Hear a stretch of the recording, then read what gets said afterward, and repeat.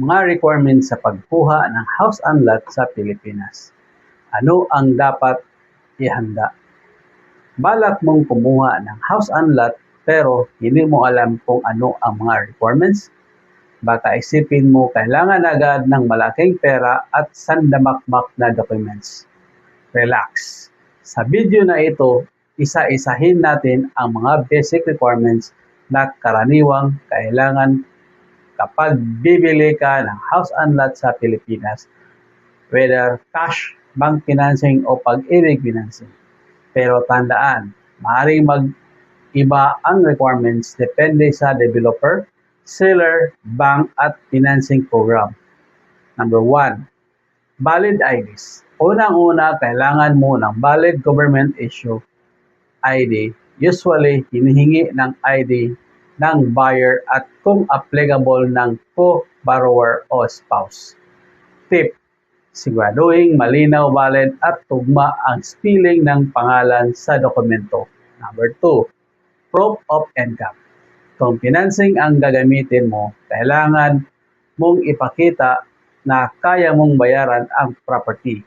Maaaring ihingin ang Certificate of Employment, latest payslips, income tax, return o BIR form 2316, bank statement, business permits, at financial documents para sa self-employed.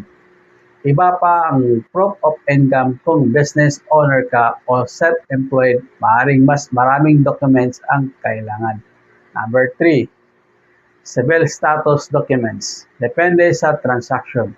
Maaaring kailangan ang PSA marriage certificate, PSA birth certificate, SINOMAR kung applicable, documents ng spouse o co-borrower. Mahalaga ito dahil maaaring may epekto ang marital status sa ownership at documentation ng property. Number 4, reservation requirements. Kung pre-selling ang property, ang kukunin mo, kadalasan may reservation process. Maaaring kailangan ang reservation fee, valid IDs, buyer information sheet, reservation agreement, other forms required by the developer.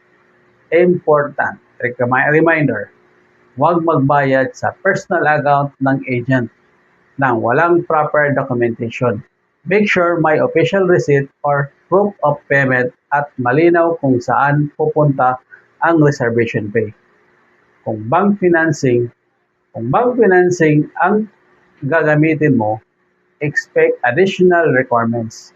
Karaniwang may loan application, proof of income, valid IDs, employment business documents, credit evaluation, property appraisal, others documents required by the bank. At tandaan, hindi automatic na approve ang loan dahil makapag-reserve ka na. Subject pa rin ito sa bank evaluation ng approval. Number 6, kung pag-ibig financing ang housing loan naman ang gagamitin mo, may sari-sariling eligibility requirements at documentary requirements. Kaya bago mag-reserve, magandang alamin muna, qualified ba ako sa financing na gagamitin ko? Dahil ayaw nating mangyari na makapag-reserve ka na pero magkaroon ka ng problema sa financing letter. Number 7, kung resell, second-hand, house and lot, dito kailangan mong maging extra careful. Hindi sapat na sasabihin ng seller, clean title po ito. You should verify the transfer certificate of title, TCT, and check the property annotation and ownership details. Maaring kailangan ang deed of absolute sale, tax declaration, latest real property tax, receipt and clearance, valid IDs ng buyer at seller, PSA documents with applicable authority or SPE if someone is signing behalf of the owner. Other documents required by the registration and transfer. At pinaka-importante, I-verify ang documents sa proper government offices and professional before releasing a substantial amount of money. Bonus: 5 things to check before you pay. Bago ka maglabas ng malaking pera, ask these questions. Number 1, kanino talaga nakapangalan ang title? Number 2, may annotation, lens, mortgage, adverse claim o ibang encumbrances ba?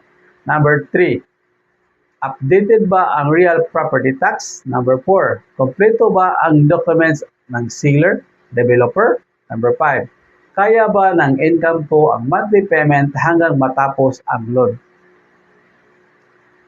Remember, buying a house is exciting but buying the wrong property can become a very expensive mistake. Huwag magmadali dahil lang sa salitang last unit, today only, reservation now. Mag-research, mag-verify, mag-compute, because your dream home should not become your financial nightmare. Kung gusto mo bumili ng house and lot dito sa Cagayan de Oro, comment house below or message me.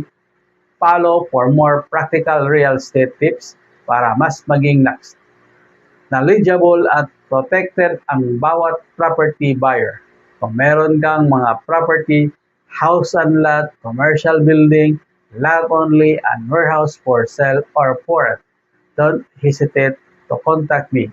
This is Albert, the PRC accredited, and they should register. Thank you and God bless.